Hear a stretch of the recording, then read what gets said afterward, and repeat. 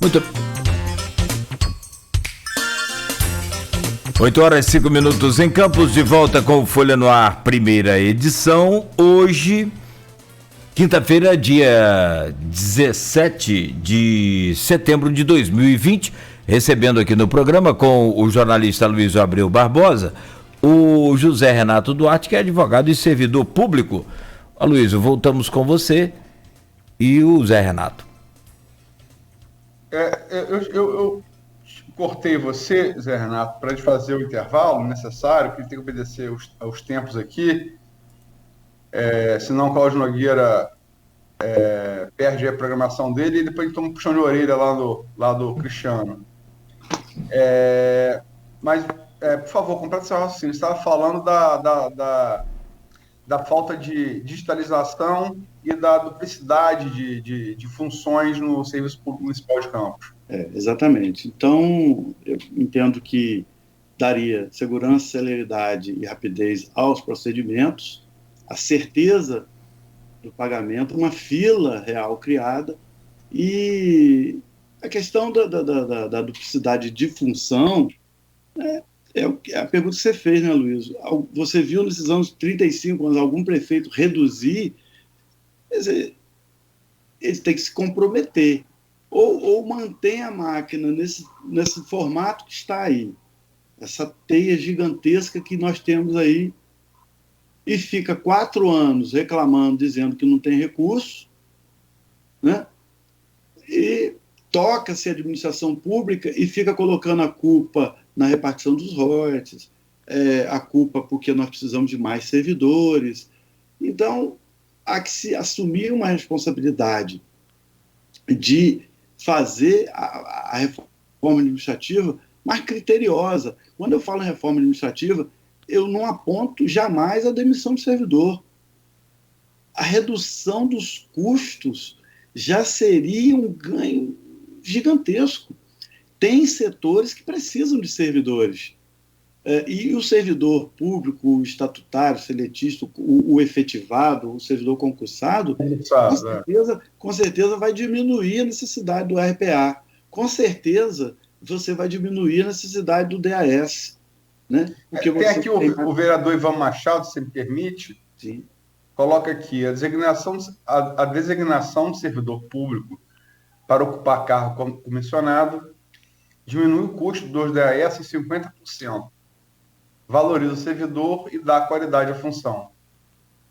Isso é uma previsão constitucional, né? Mas aí o prefeito também tem a outra previsão constitucional de nomear ad nutum, a qualquer momento, o servidor que seja de extrema confiança dele. Mas tem uma porcentagem que é destinada ao servidor estatutário, mas muito pouco cumprida essa parte, porque o sindicato não... Eu não sou sindicalizado mais, fui há muitos anos atrás.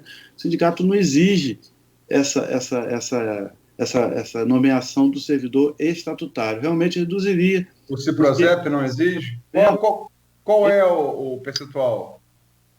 Olha, eu não sei te dizer efetivamente, Luiz. A Constituição prevê, mas tem que ter lei complementar. Eu não sei se dizer se 25% dos cargos teriam que ser para o servidor estatutário. E aí, quando ele diz que reduz 50%, porque ele recebe o salário dele, o vencimento dele, mais metade da gratificação. Então, essa redução aí seria nesse sentido. Essa foi, inclusive, no painel que eu fiz com o atual presidente do Legislativo Municipal, vereador Fred Machado, com 3 ex-presidentes, que foram Marcão Gomes, hoje deputado federal, Nelson Naim e Rogério Matoso.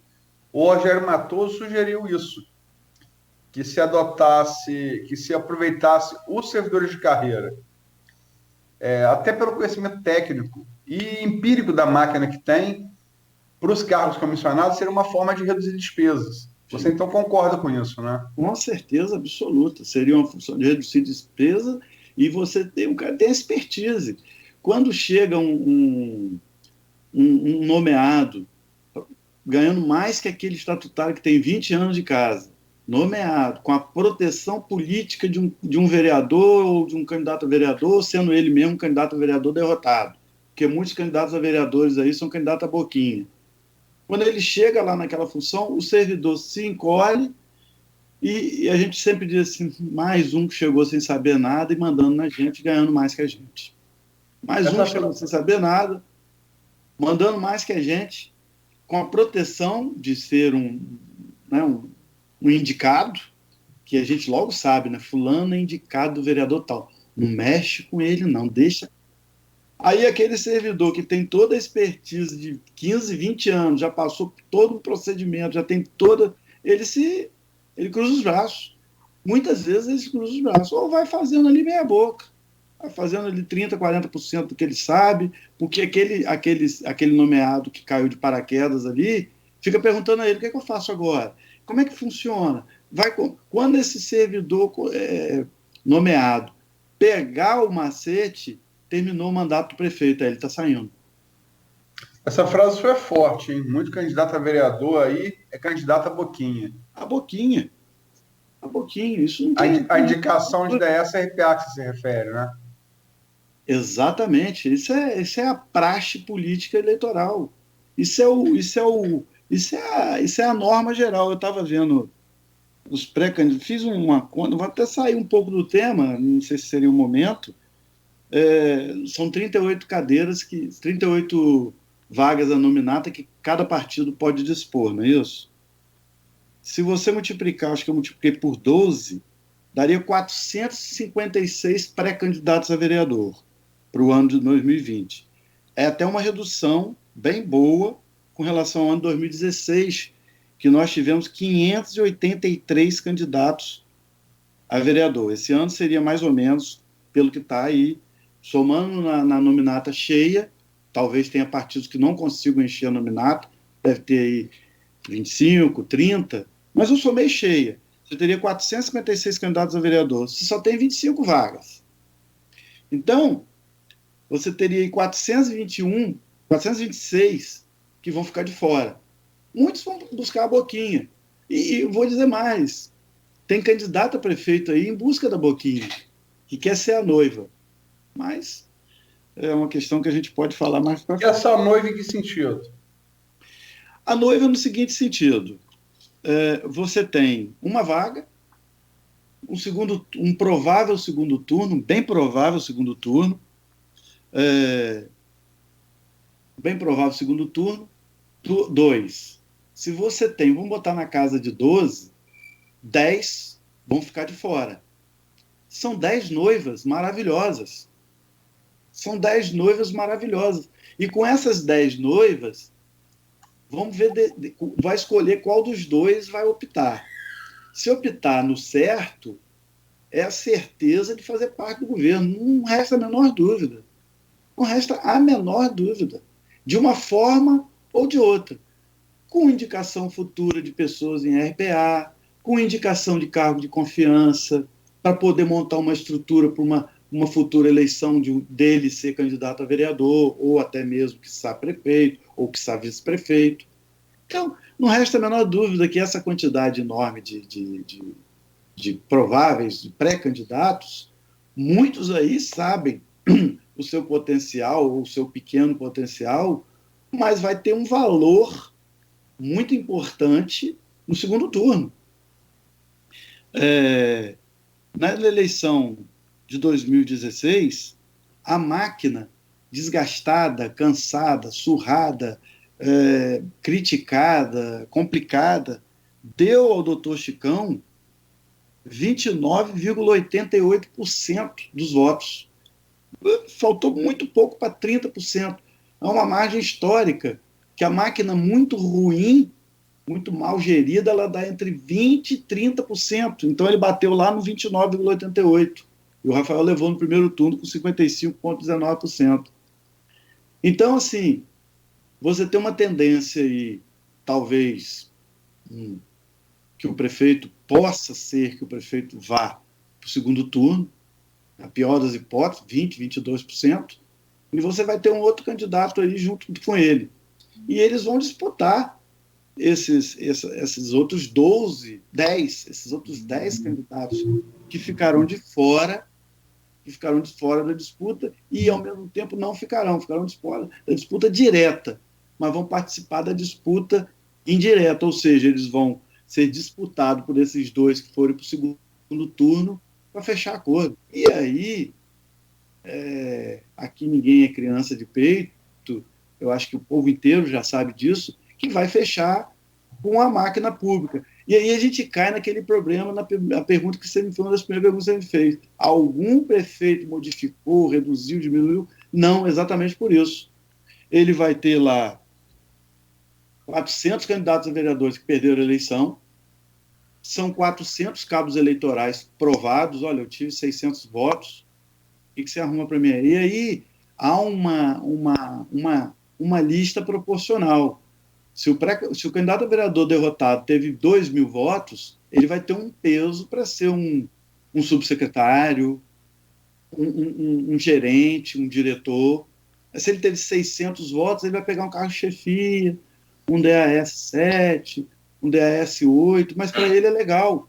Para ele é legal porque ele continua lá com o comércio, com o negócio dele lá e tal, e ele dá uma passadinha ali, eu vou ali, já volto, 50 aí. Entendeu? Mas tem um ponto eletrônico.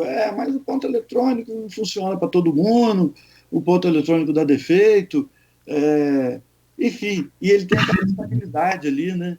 De 4 anos. 4 anos eu estou tranquilo aqui, vou pegar esses R$2.500, R$3.000, 5.000, 7.000.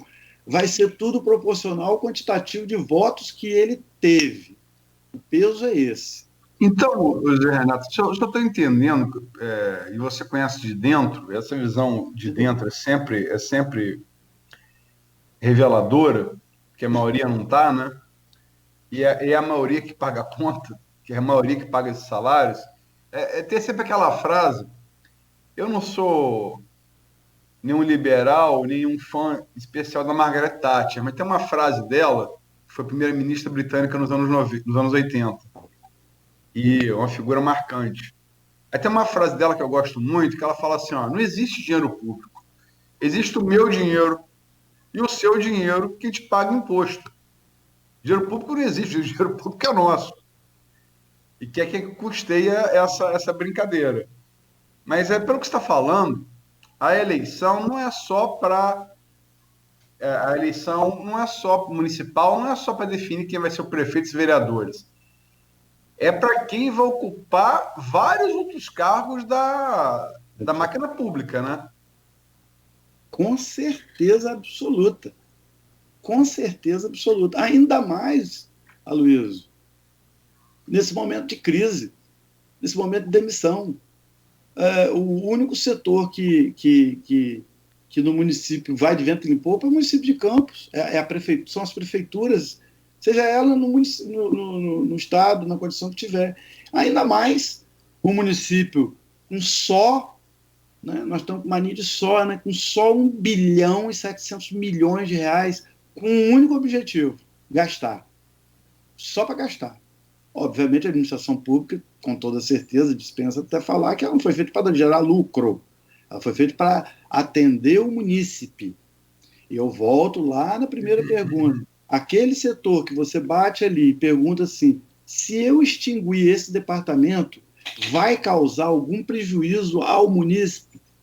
De 30% a 40% você vai ter certeza absoluta que não. Olha, não, isso aqui você pode extinguir que o administrado, o que paga a conta, ele não vai sofrer nenhuma falta de atendimento ao serviço público. Isso aqui é mera status quo, isso aqui é mera máquina que foi formando essa teia gigantesca que não para de crescer. Porque muitas vezes eu tenho que atender ao número de pré-candidatos, porque aquele lá já está estável, ele já era da administração pública quando saiu o candidato, e eu tenho que botar agora, sabe quem? A esposa dele. Eu tenho que botar a esposa dele. Eu tenho que botar o filho dele. Isso é muito comum da administração pública do município. Mas é muito comum. Eu tenho que botar o irmão do candidato a vereador que se elegeu, porque ele é de confiança do vereador, fez um acordo com o prefeito. Tudo justifica. Tudo é justificado. Assim, foi um acordo político que fez com o prefeito. E aí todo mundo baixa a cabeça, fica quieto, e o sujeito entra lá sem saber absolutamente nada, muitas vezes completamente desqualificado para a função, mas ele passou a ser seu chefe. Você lá está 34, 35 anos lá, e de uma hora para outra ele passou a ser seu chefe. E a primeira coisa que ele faz, como é que eu faço isso aqui? Como é que eu faço aquilo ali? Não sei. Não sei. Procura saber. Agora, a pergunta, acho que a pergunta que todo mundo está ouvindo a gente, como quebrar esse ciclo vicioso? Só tem um jeito. Só tem um jeito, não tem dois nem três, só tem um jeito. Assumir publicamente perante a sociedade essa determinação. Só tem esse jeito. Senão, nós vamos ficar olhando para o retrovisor, ficar olhando para trás, reclamando, os royalties acabou, o município agora é pobre. Não é pobre, não. E eu vou falar daqui a pouco sobre isso. É questão de prioridade. A gente andou ouvindo muito aí, tem que ter coragem para mudar. A prefeitura, nos últimos anos, nessa gestão, olhou para dentro. Enfim, eu vou mostrar aqui uma situação que me surpreendeu muito, muito, muito, que está no Portal Transparência, no site da Prefeitura, Portal Transparência, para quem quiser constatar. Não, então vamos lá, porque são 8h21, o próximo bloco é falar sobre projeção de eleição. Então vamos lá. Estou me referindo, não deu nem tempo de falar das propostas de privatização, né, do CEPOP, Trianon, aeroporto, Casa da Criança. Eu estou me referindo, Luiz, à seguinte situação. Para minha surpresa total, eu fui até como eu já falei, repetindo, fui até o site da Prefeitura, da parte de transparência, e entrei aleatoriamente. Eu quero, mais uma vez, deixar bem claro, não é nenhuma crítica ao atual gestor, não sei nem quem ocupa aquele cargo lá, aquela função, não sei mesmo, sinceramente. Então, não é nada pessoal com ninguém, é uma constatação. E entrei, escolhi uma assim, fui escolhendo para poder, exatamente para essa entrevista. Falei, tem que me fundamentar, tem que me preparar, porque os entrevistadores têm muito conhecimento, e a população hoje tem muito conhecimento, então tem que me fundamentar alguma coisa, eu não posso chegar lá e falar aleatoriamente. E cliquei, abri lá, EMOP, Empresa Municipal de Obra de Construção de Casas Populares, EMOP. E observei lá que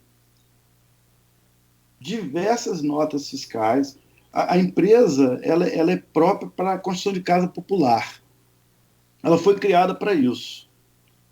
E ela já gastou com uma única empresa, parece pouco, mas é muito dinheiro. 1 milhão, eu somei nota por nota, 766.371,52 R$, pasmem, caminhão limpa a fossa.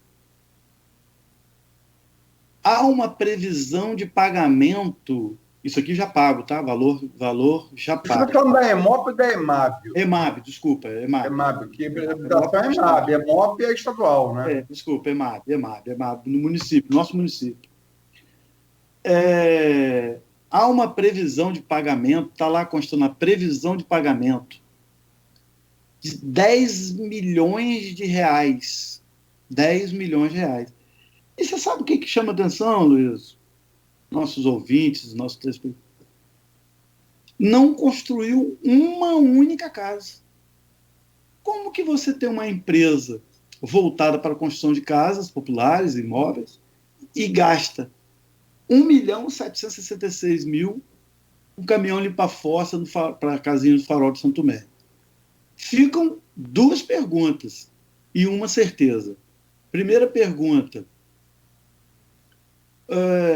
a Águas do Paraíba não é responsável no nosso município pelo esgoto? Segunda pergunta, não seria mais econômico construir uma... mas lá, eu não sei a realidade, não estou fazendo nenhuma crítica ao atendimento. Ao serviço em si. Ao serviço em si, se é necessário ou não. Mas quando eu falo em corte, eu me refiro a uma situação específica que você pode trazer uma economia que ninguém toca nesse ponto.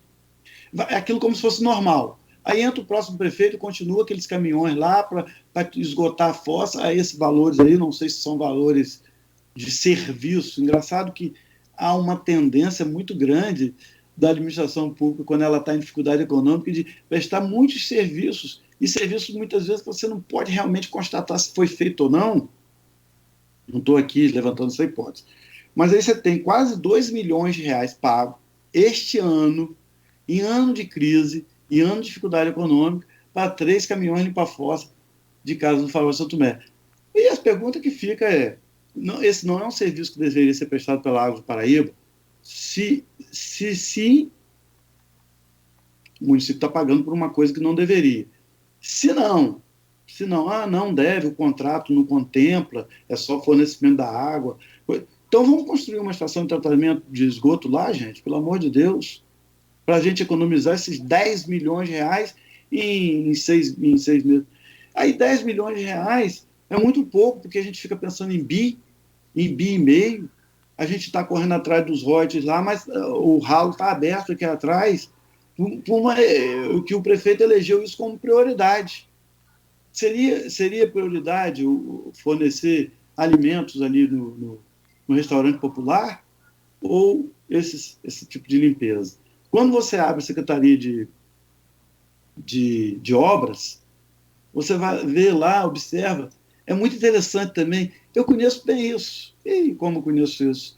Serviços feitos, só serviço, bem distante, em áreas bem afastadas da área central do município, de limpeza, de canalização, de canaletas e tal. Você vê a Secretaria de Obras lá, pouquinho em pouquinho, 100 e poucos mil, 200 e poucos mil, desses serviços que você não vê, né? Um resultado prático, esse serviço tem que estar sempre sendo feito por 3 ou 4, enfim, empresas bem conhecidas já, mas está lá, mas ninguém pode provar que não foi feito, mas também ninguém pode provar que foi feito. Então, fica bem assim. Não estou aqui acusando, né? Longe disso. Eu estou aqui dizendo que está no portal Transparência do município. Uma outra questão bem própria, que eu vou aproveitar essa oportunidade rapidamente, é o seguinte: 26 milhões de reais foi pago à Ampla. Serviço de iluminação pública, óbvio, tem que ser pago mesmo. 26 milhões de reais já foi pago esse ano. Se não me falha a memória, está lá no site. E 2 órgãos pagos, a Secretaria de Obras e a empresa de iluminação pública. Esses 2 órgãos destinam verba para o pagamento da Ampla. Não seria o caso de você colocar placas de energia solar nos prédios próprios da prefeitura, o próprio SESEC, os hospitais, as creches e escolas e postos médicos do município? O BNDES destina a 0,4% de empréstimo ao ano para o município que queira fazer isso. E aí a gente fica reclamando dos cortes. Existe uma verba muito grande no fundo de trânsito, eu não sei se é o FUNTRAN, o Fundo Nacional, destinada à conservação de vias públicas, à construção de áreas públicas, de sinalização, destinada aos municípios que apresentarem dados e projetos que está lá. Nós estamos sempre preocupados com a questão royalties, sempre. É óbvio que é muito preocupante, mas vai deixar de ser, porque nós vamos ter uma tendência gigantesca de ser dividido com 5 mil e outros poucos municípios. Então, se você tiver a oportunidade de ir daqui para São Fidélis, depois você passa a linha de trem, à direita tem ali uma mini usina de energia solar.